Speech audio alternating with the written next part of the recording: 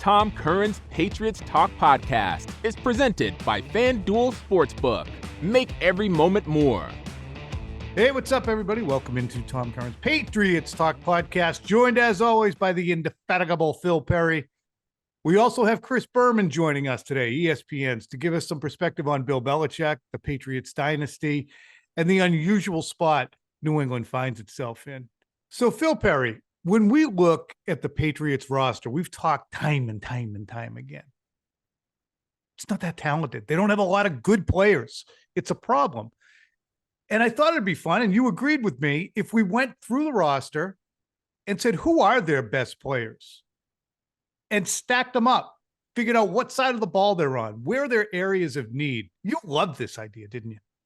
It's a great idea. And I think we are, for the most part, sharing a brain when it comes to this roster and the talent on it. So my guess is our lists aren't going to look all that different. But once you get past the first few, Tom, it's sort of pick your flavor, because it is interesting. You're dealing with a lot of C+ players.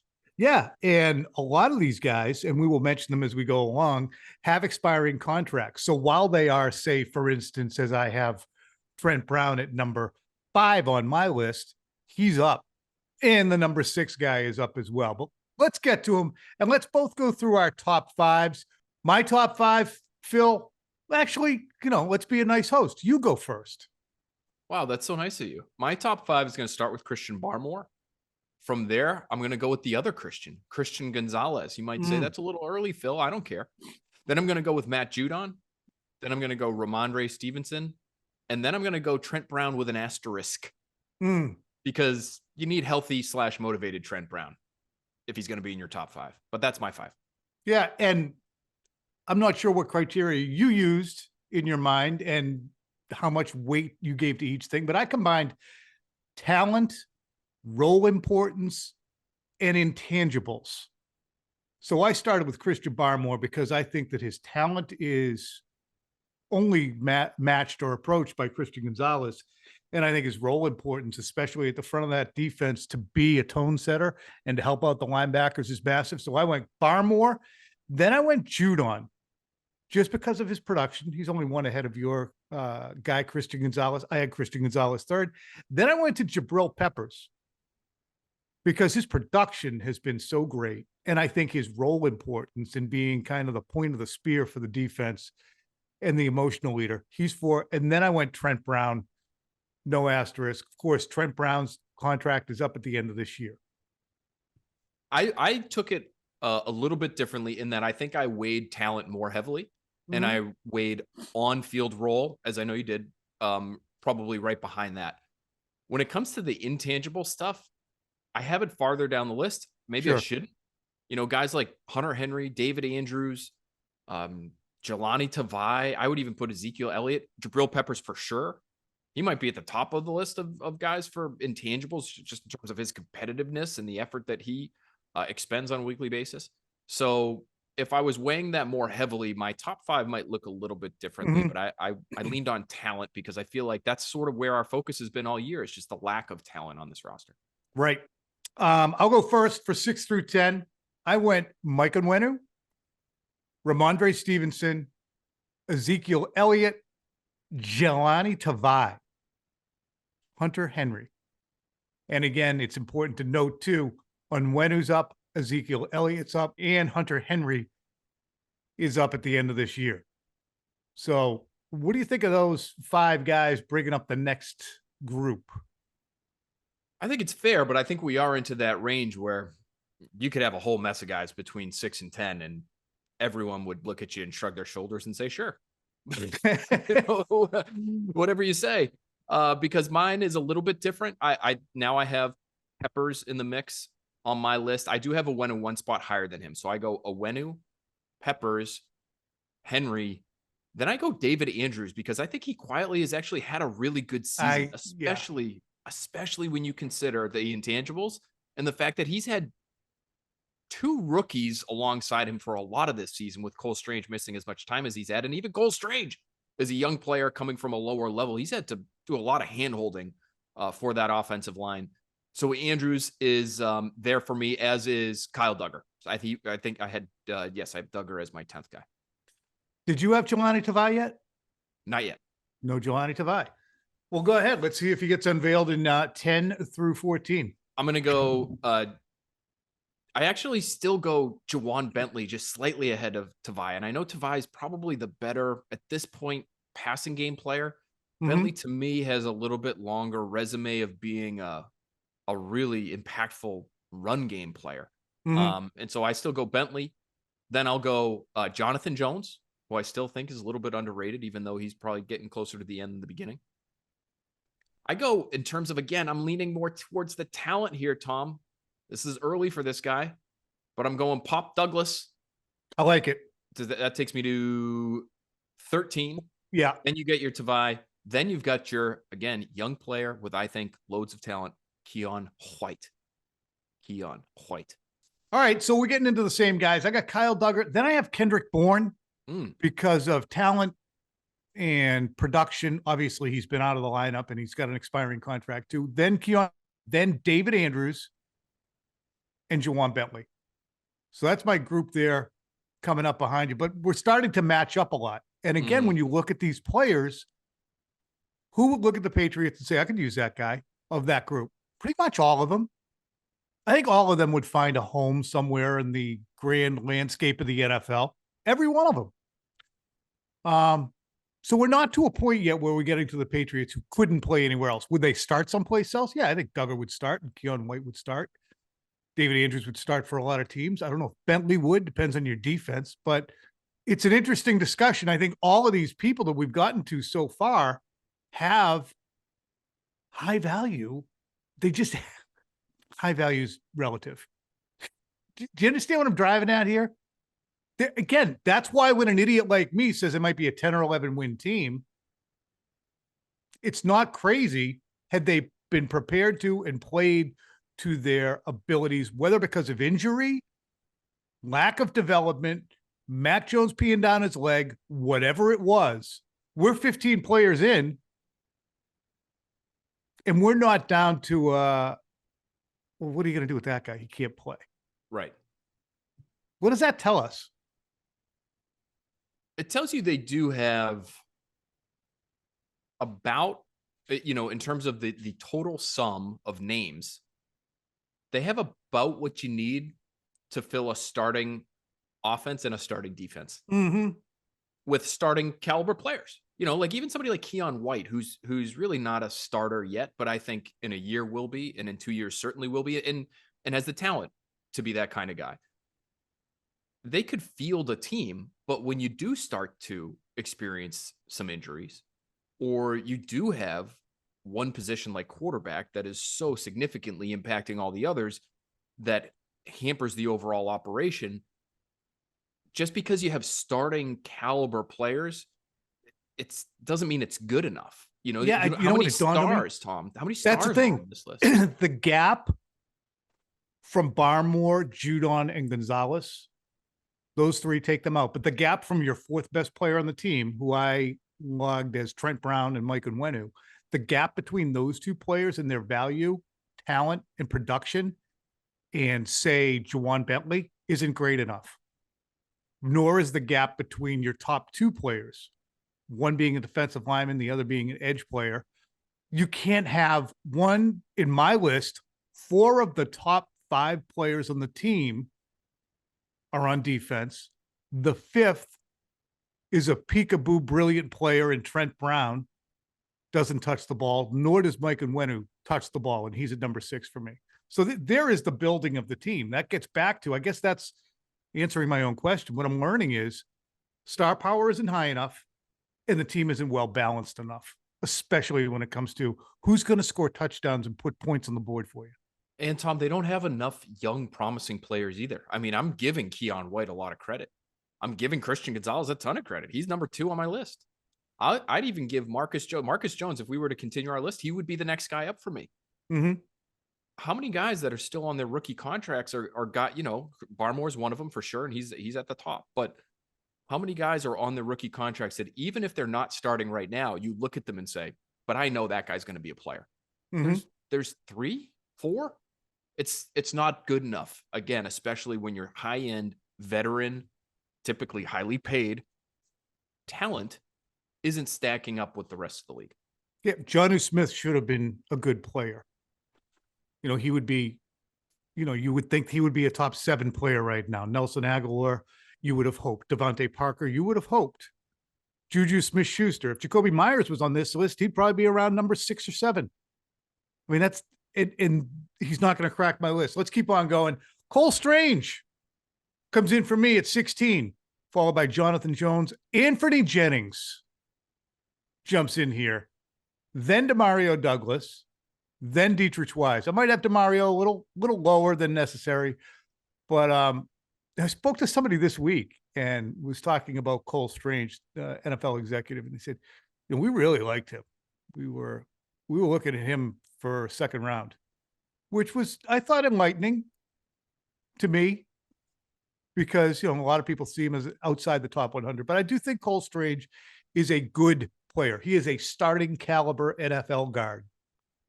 And Jonathan Jones, Anthony Jennings, DeMario Douglas, and Dietrich Wise. That's my 16 to 20. I know you like him as a player, and I know this executive that you spoke to liked him as a player when he was coming out, but to call Cole Strange a starting caliber NFL guard is such an indictment of the use of that pick. You you're right. You've got to be way better than that.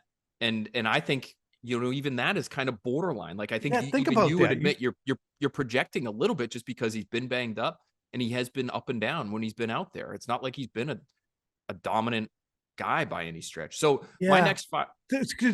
You're right. First round pick on a guard. He better be Mankinsian. Right. Or I mean, and he's a Hall of Fame caliber. He better be closer to he better be closer to Logan Mankins than he is to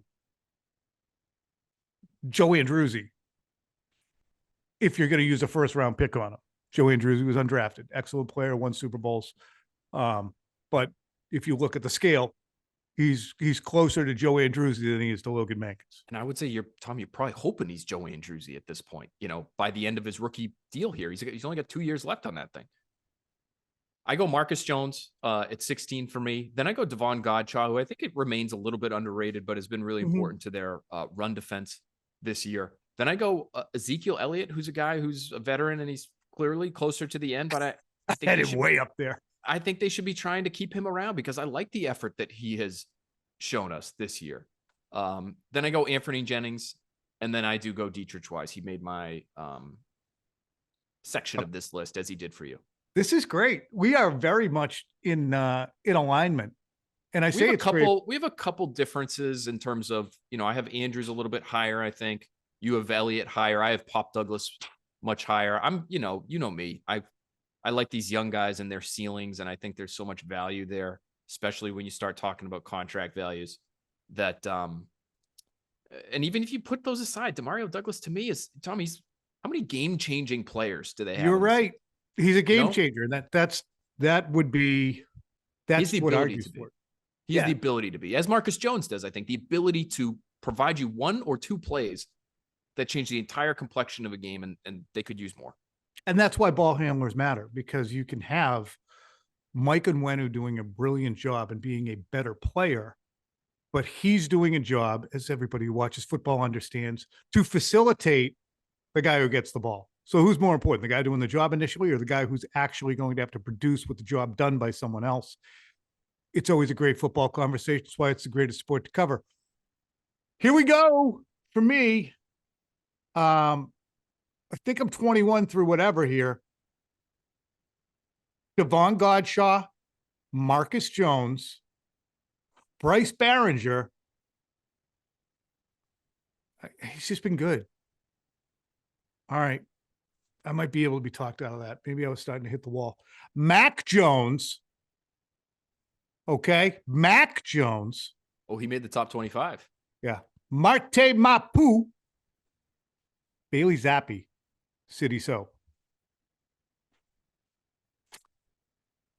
Prosecution rests. What do you think? I think it's all fair, but now I think we have crossed into the region of what do we really doesn't matter if they're on the team or not. In the grand scheme of things, like these are guys that, in my right. opinion, they probably haven't done enough to show that they're worthy of remaining with the Patriots. That's And great. You know, the cutoff is like reasons. 19 before we're getting into full projects, as Mapu and Bryce Behringer and City So are projecting, meaning not projects, and Marcus Jones. Or you got to put them on because they're quarterbacks. So you got 19 guys of great use. And even so, the only reason I recoiled at Bryce Behringer, and I did see somewhere on Twitter yesterday that he is leading the Pro Bowl voting for the punter position this year, which good on you, Patriots fans. If that's you stuffing the ballot boxes there, because that is real dedication on your end. I think he has I know he has a massive leg, like ridiculous. And I know they thought he was the best punter in this year's draft. To me, aren't there punts with him where he almost gets a little too loose with the howitzer hanging from his hip? Because there are a lot of moments, it feels like to me, there's almost one a game, if not more, where he's on the plus side of the field and you could really use one that gets dropped inside the 5 and it ends up, almost sailing out of the back of the end zone. I just think he doesn't have as much. He's a little bit, he's Charlie Sheen in Major League. He can hit it a mile. I just wonder if he has the rest of that, that you need, that nuance to his game. I'm just looking at it now because I was curious how he graded out. Lord knows I'm not grading the rest of the league when it comes to punters. But because his leg is so strong, some of his numbers are impressive, but his grade, I think because of moments like the ones I'm describing, he is 20th in the league in punting grade this year. So, there's clearly more room there to grow for him. So, okay, yeah, you did recoil. Do you have any other humans that you want to throw out there, or did you stop early? I stopped at 20. I stopped at 20, fine. and Cole Strange isn't in my top 20. Mac Jones, Bailey Zappi, those guys are not in my top 20. So, we have our lists differ a tad, but I think it just, again, goes to show you they do have pieces who can start, and they have pieces, to me, Tom, that are future captains. They have starters who have the intangibles that are through the roof. They don't have starters who project as stars or starters who are already stars in great number. I think it's 3 or 4, as you mentioned before. It's something that the Patriots are going to have to address. However, their personnel department, what it consists of, who's in charge of it, what they're trying to stock the shelves with, it's absolutely critical. You have a first-round pick that's going to be in the top 5, certainly, top 3, or even top 2. Maybe you get number 1. It's absolutely vital that player immediately skyrockets to the top of this list and is better than Christian Barmore and Christian Gonzalez, period. End of story. Whether it's Marvin Harrison, Drake May, Caleb Williams, Jaden Daniels, whoever it is, has got to have a combination of talent, production, upside, impact, and intangibles that makes him a followable leader for the 2024 and beyond New England Patriots. And the same thing has to happen with that $68 million worth of cap space, whether you're retaining some of these guys. And I said I would do this too, Phil, just off the top of my head, expiring contracts belonging to Trent Brown, Mike Onwenu, Ezekiel Elliott, Hunter Henry, Kyle Duggar, Kendrick Bourne.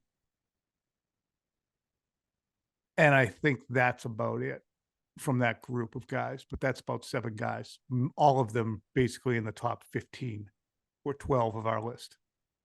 Yep. And I look at Trent Brown as somebody, Tom, based on some of his recent commentary, especially about Malik Cunningham, which I found pretty interesting. But the fact that he's been so open with some different things over the course of this year, I find it hard to believe he's going to be making his way back to New England. Now, maybe if there's a massive overhaul in terms of the leadership structure here in New England, maybe he's more open to it and they're more open to bringing him back. But I'd have Mike Onwenu at the top of that list. And not too far after that, I would have Hunter Henry. I just think offensively, you're in such a place where if you have guys that can play, you're really not in position to be letting them go. And Onwenu, I mean, thank God for Mike Onwenu, his ability to play guard and tackle. Imagine what a mess it would be up front if they hadn't found that guy a few years ago in the 6th round. And here's the point on Hunter Henry. I don't think anybody looks at him and doesn't think he's a good player, but they also might look at him and say, well, what is he, 10th, 11th best player in the league at the position? 7th? Maybe, but you can't go back-to-back seasons in which you have a very, very serviceable and productive player and then say goodbye to him when he is your most productive player. Jacoby Myers in 2022 and Hunter Henry in 2023. They're your most productive and reliable offensive players at the skill positions. If you're going to go back-to-back seasons saying goodbye to those and say, we'll just see what else is out there, it would be maddeningly nonsensical. And this is, whatever happens with Bill, I could see that happening. Yeah, I mean, we don't need Hunter Henry at, another $45 million over 3 years. I mean, well, okay, but what else? What instead? You're gonna go get, the next Scott Chandler for $8 million because he scored 2 touchdowns against you, something like that. Remember Scott Chandler? Oh yeah, yeah. How could you forget? Love the kid. Nice guy, tall fella. Look like a good basketball or volleyball type player. Anyway, you get what I'm saying here? I do, and I go back to something that I heard Dave Ziegler mention on the Move the Sticks podcast with Daniel Jeremiah and Bucky Brooks, friends of ours, very recently, where he was talking about his days in New England and one of the ideals that Bill Belichick used to describe to his personnel staff. And it was that your best players, hopefully, again, ideally, are your hardest workers, your best leaders, and your highest paid players. Now, I don't know where Hunter Henry fits on that list, but I think he checks a couple of those boxes in terms of leadership and hard work. Is he the best? No. But is he sniffing the top 5 of your roster? Maybe. And you might have to keep guys like that around just so you have something to build on as you try to push this roster forward. And he has said that, Bill, publicly about Tom Brady, when your best player is your hardest worker. And the same thing existed with Julian Edelman. The same thing existed with, Hightower or Malloy or Harrison. You need these. That's why Jabril Peppers, you hold on to him like he's friggin' gold. Gold. And Barmore too, kind of. I mean, do you see him taking plays off, Mr. Break Down the Film? I don't. I think his effort has been great. I really do. They're going to know a lot more about his work habits during the week, in the off season, that kind of thing. There are players who are just motivated by different things. And I don't know enough of him, honestly, Tom, to know where his motivations are. There are plenty of players. I think JC Jackson is a great great example, of a player who was, and this is not a bad thing. This is a great deal of human beings on planet Earth, never mind NFL players, motivated by maximizing their financial potential. JC Jackson got paid, suddenly became a much lesser player. I think you just have to understand who these guys are before you think about locking them up to the degree that, the Patriots might have to lock up a player like Christian Barmore, who looks like a top 10 player at his position, who's busting his hump in the middle of a lost season. I love everything that I've seen from Christian Barmore this year. They would have a better gauge in terms of whether or not they want to make that kind of investment in him, though, with all the time they spend with him behind the scenes. All right. Before we get into Chris Berman, let me ask you about the Denver game here and the Patriots on Christmas Eve playing out there. What do they need to do in order to have Bailey Zappi put together a 60-minute performance? His halves, his drive history, the total offense, the yards passing, not saying that it's would have been better with Mac Jones, but even though we have one result against Pittsburgh with 3 outstanding touchdown throws and just one glaring mistake against the Chiefs, and some near mistakes, actually. But it's not appreciably better, but the support exists, or lack thereof exists, for him as well. What can the Patriots do to play 60 against Denver? And where's the threat from the Broncos? Well, to me, the threat is with their defense first, and they like to blitz. They're a top 10 blitz unit this year in terms of the frequency that they bring extra pressure. And so that's something that they're going to be really stressed on, is figuring out where guys are coming from and making sure they're picked up, because it does look like, obviously Cole Strange, is on IR. So David Andrews and all that hand holding he's been doing this year, that's going to have to continue with Antonio Mafi and City So, and making sure they don't get confused. The other thing that Bailey Zappi is going to have to do is be accurate at some point down the field. Really difficult. They've got Patrick Surtain on the outside, who is probably going to be stuck on Devontae Parker and make life really difficult for him. And then they have Justin Simmons, who's one of the best young safeties in football, patrolling the middle. And this is the second best team in the league, Tom, when it comes to creating turnovers. They are third best in terms of turnovers. They're second best in terms of their third down defense. So critical situations are going to be really difficult for them to execute. If you can be protected and occasionally accurate down the field, maybe that opens things up enough to allow you to run the football, allow these rookies to not have to pass protect a ton. You can control the ball a little bit and maybe win a low scoring game. In the end, all these football games, regardless of the logos and the uniforms and the history, they come down to the players who are in the uniforms on that day. And I don't think that Hunter Henry, might find out differently as the week goes along, will be in a uniform on the field, just based upon the hit that he took last week and missing practice so far this week. So if you don't have your best offensive player, skill position-wise, which Hunter Henry has been, and Trent Brown's coming back after a week off and playing at altitude and being a guy who sometimes needs a break, but Connor McDermott is dealing with a concussion situation, so his backup is down, and Cole Strange is out, and Ramondre Stevenson's out. I don't think they have enough good players on offense to really cobble together anything more than field goal drives. I mean, they might stick it in the end zone, as they did last week with Hunter Henry on a 4th and 2. Really nice play call, really nice execution, great throw by Bailey Zappi. But the likelihood of them getting past 10 points is not great. If you're Vance Joseph, Tom, wouldn't you just have basically everyone in the Broncos defense within 10 yards of the line of scrimmage? You stick Surtain on Parker and say, take away the jump balls down the field. And then you're just playing the run and making sure Zeke Elliott doesn't catch any swing passes that break you. After that, who are you afraid of? Why would you ever stretch your defense out any more than that? Why would you soften up in any way, shape, or form? It's going to be really difficult for them to move the ball given everything they're dealing with. Tough situation on Christmas Eve. As the weather gets colder, the NFL offers Stay Hot on FanDuel. Right now, new customers get $150 in bonus bets with any winning $5 moneyline bet. That's $150 if your team wins. If you've been thinking about joining FanDuel, there's no better time to get in on the action.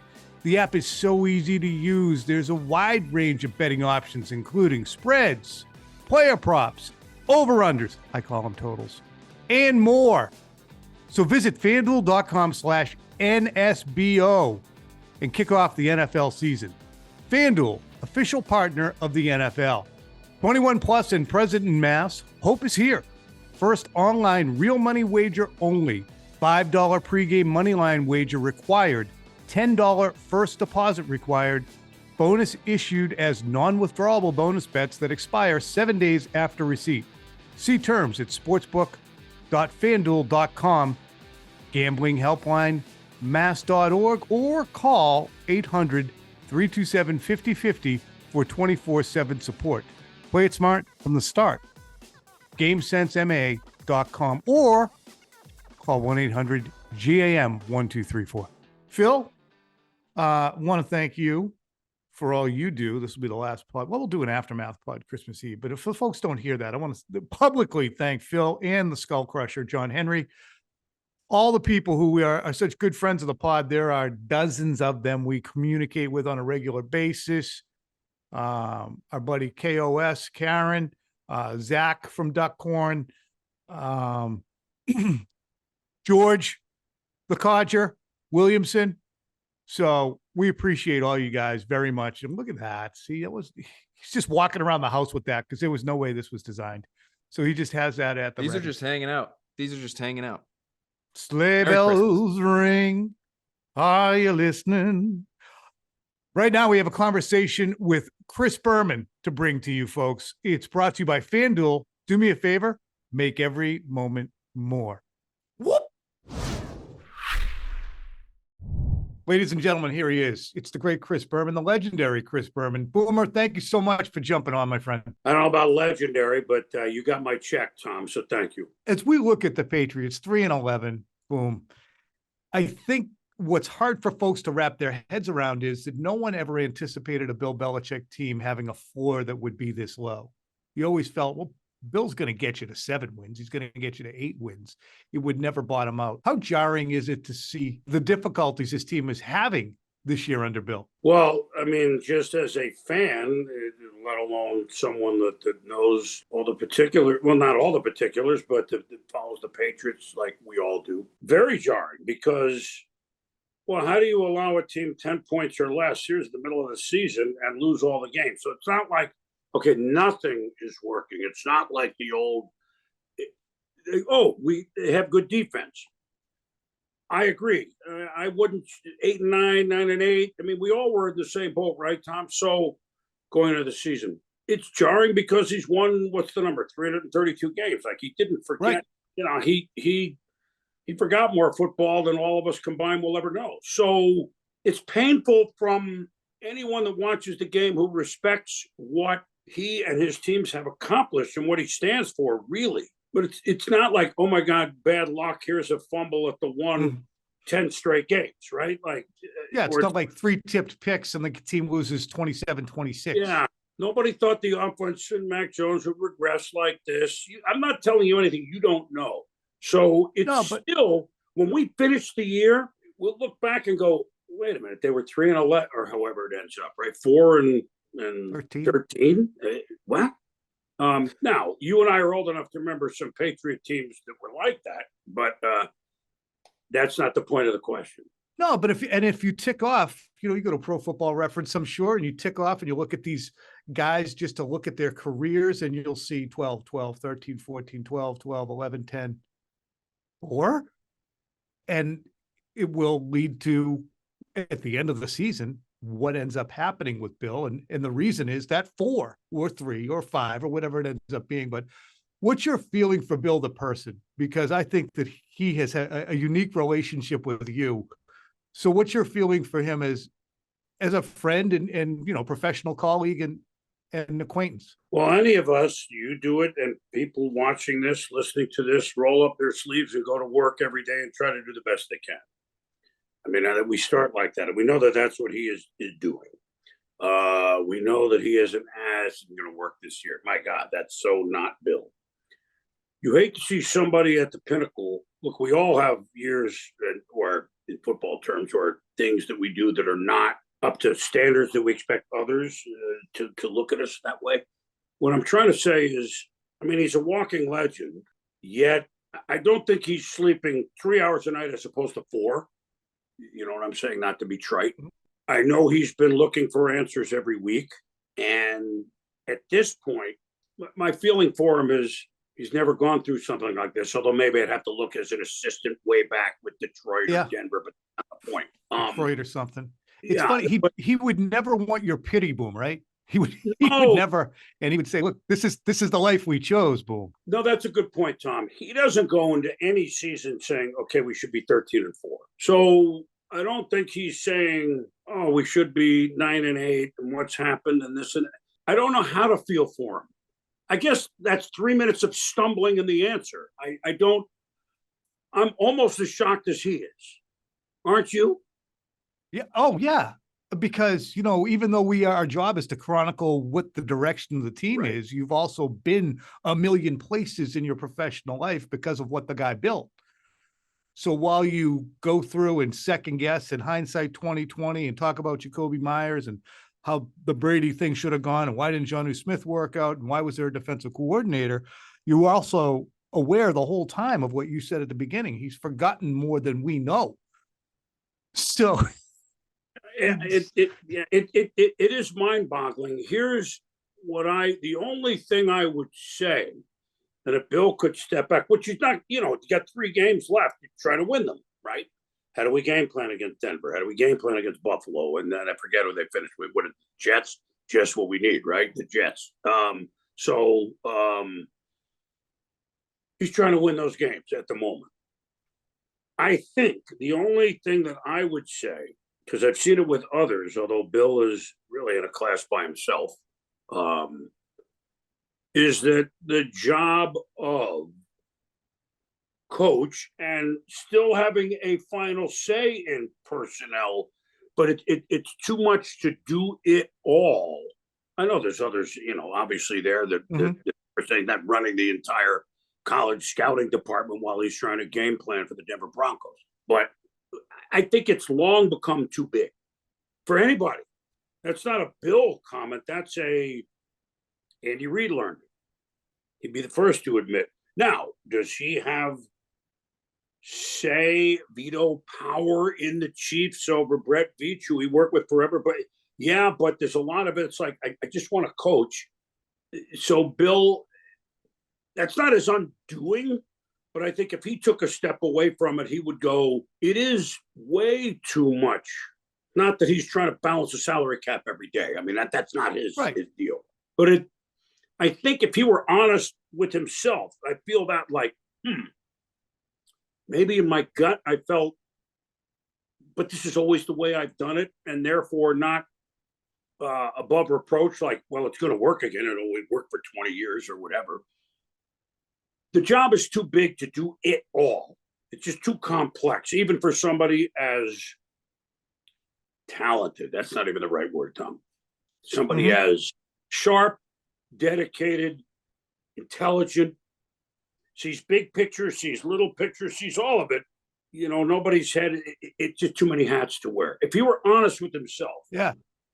So therefore, I'm going to lead you somewhere where you weren't going to go with me, because I'm more asking you, would there be a possibility that Bill coaches and maybe like Andy Reid would have I'm involved and I might have a veto or close to it in personnel, but okay, I get it. Is there a possibility he would stay that way? Bill has, I think, this year tried to make a more concerted effort to explain that, hey, do you think I'm doing pro personnel all the time? And, for instance, do you think, like, he wasn't scouting Matthew Slater at UCLA, for instance? And that's the thing. It's always been other guys. I think the issue that they're confronting, Boom, is player development. There's no Dante. There's no Ernie Adams. The staff isn't as big and it isn't as talented. So you're constantly retraining new coaches. So that is really at the root of, well, why in God's name would you put Matt Patricia in charge of an offense, Bill? I think part of it was like, because I know he's going to be here. Because I'm trying to build a little continuity here. I'm sick of watching Brian Flores and Matt Patricia and Joe Judge and Josh and Monty Ossoff. I'm sick of everybody going out the door, and then I'm left having more work to do. And it hasn't worked that way. He hired Adrian Clem to do the offensive line along with Billy Yates after Patricia was doing it for a period last year and had to drop off it because he wasn't doing well. And now that Adrian Clem is away from the team for some medical situations, Bill's doing a lion's share of the offensive line. So he's doing offensive line. Billy O'Brien's doing the offense. The defense is Gerard and Steve Belichick. Matt Groh's got personnel. You're exactly right when you talk about the hats. I think that he's already aware of that. But it's the players they're bringing in and how well they develop when they get here. It seems to be the bigger issue. So it does go to not X's and O's coaching. It goes to all the other elements of coaching that rise up. Are you reaching them? Are they getting it? So that to me is what I would say. Make any sense? Yeah, absolutely. Even for Bill Belichick, what we've learned, when it starts to go sideways, we start to skid on the road in the snow. Hard to get the car going back straight again with one touch of the brakes. That sounds trite, but even for him, because this is it's so accurate, Boom. Because when they lost those games to Dallas and New Orleans in just stunning fashion, 38-3 and 34-0. Yeah. And I'm saying that I thought they were going to go into Dallas and win because they had come close against two good teams. They beat the Jets. I'm like, this team's going to be pretty good. I got a feeling. And then they got stomped. And that's why that's another reason it's so stunning. I thought this could be a 10-win team. Could be. I mean, yes, in September they played Miami. Well, I mean, and I don't have the schedule in front of me. You lived it, but and then holding teams to 10 points or less, but losing anyway. Like that's really, how is that possible? Never happened before. Not the kind of record Patriots planned on setting this year. I want to ask you this. Conceptually, are Patriots fans who look at the record and want change, or are the Crafts who look at the record and have been demanding improvement, are they ungrateful for wanting change, for moving toward replacing the greatest coach of all time while he's still got plenty of heartbeat? I don't think they're ungrateful. That's a good question. Not the Crafts. Ungrateful? No. That's not. But they're looking going forward, and even here's what I'll say. I keep going to Andy Reid because I'm close. I went down there in 2012, Philly, in December. Nothing was said like he's going to be gone. They're having a bad season, record-wise.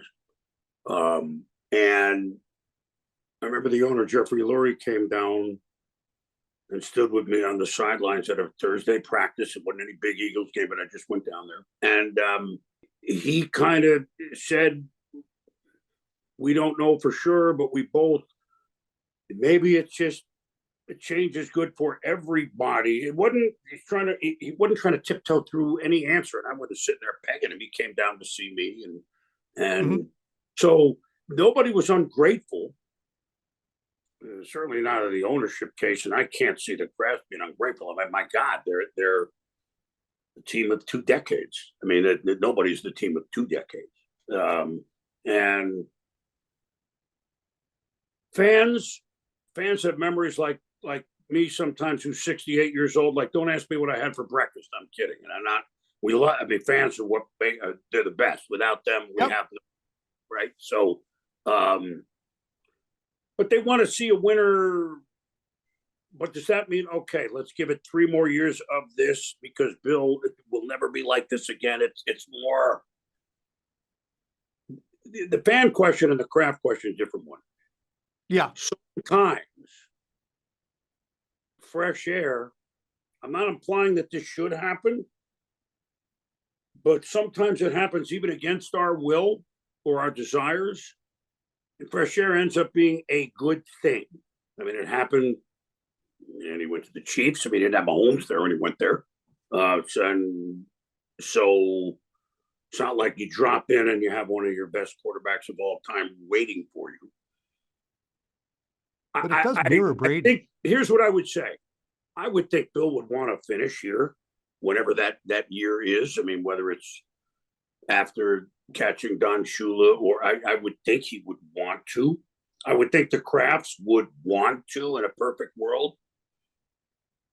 But maybe there's fresh air is good for both. But ungrateful, no way. No way. Fans, we're all impatient. We want to be in the playoffs, right? No matter if you're fans of the Carolina Panthers, come on. Maybe they won last week, so onward and upward. So hell, they're only one behind the Patriots. So no doubt.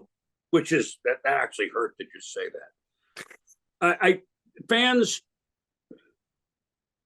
I think it's more not just this year. It's a few years of what are we really seeing? Where are we moving towards? Yeah, it can take a minute. I mean, they did a rebuild in 2021. I mean, we understood 2020 is a reset. Brady leaves. Okay, we're not going to be good. They still go 7-9 though, boom. And then 2021, they looked like they were on the path, but it looks like now 2024 is going to be another total rebuild. It's almost an expansion level offense. So for a fan, you're like, look, I love Bill. The guy was fantastic. I have my dogs named after Brady, and I've had unbelievable times going to Super Bowls. I've been to 4, not all of them. I'm channeling the normal Patriots fan, but I want to see the team be good. I want to have a good time on my Sundays again. This does mirror Brady. I was interesting when you were saying that about fresh air. Look, they could have run it back with Brady. They certainly could have, and he would have been the floor of we're always going to win 9 or 10 with Tom, no matter how bad it is.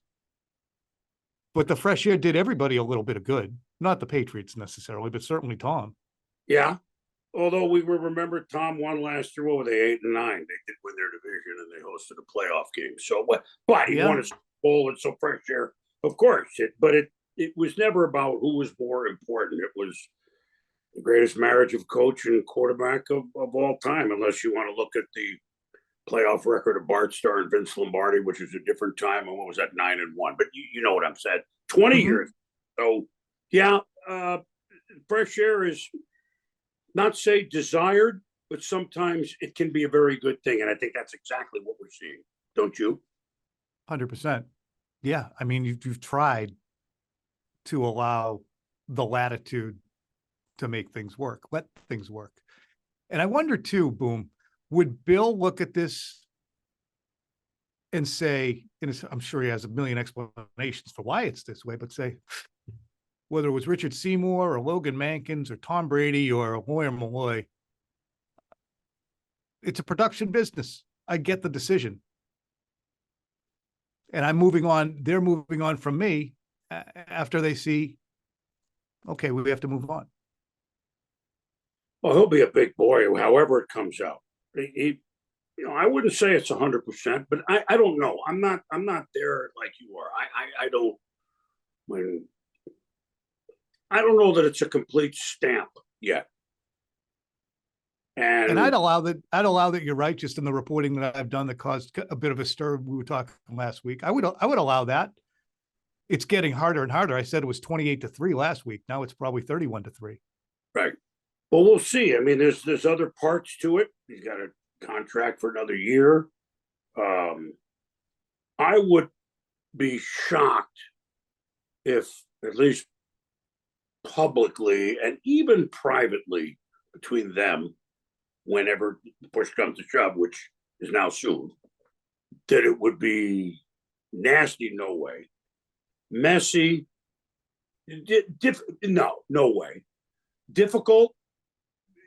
The big picture is difficult because of what he's meant and will always mean, I might add, to the franchise and to the history of football, which is, did he coach anywhere else? Like when people go years from now, like Bill Belichick coached somewhere other than New England, really? So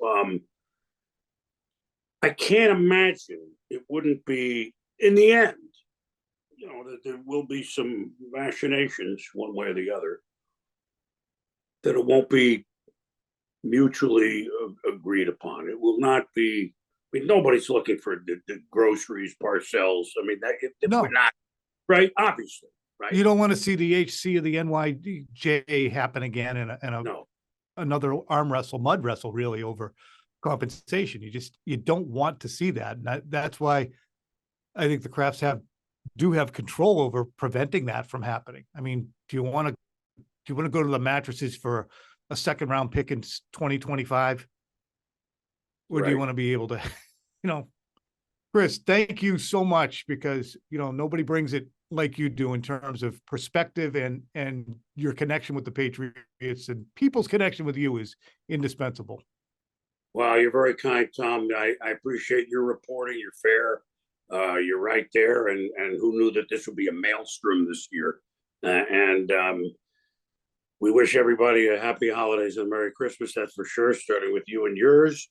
And I just hope that this, if it ends or wherever it goes, it's somehow upbeat, which it will be, and everybody gets what they want. It's painful to watch, but better days are coming. I sound like Santa Claus, I know. But at any rate, I've been, you've never seen me and Santa together at the same time, by the way. So just keep that in mind as we wrap up, and I talk to you soon. Thanks, Boom.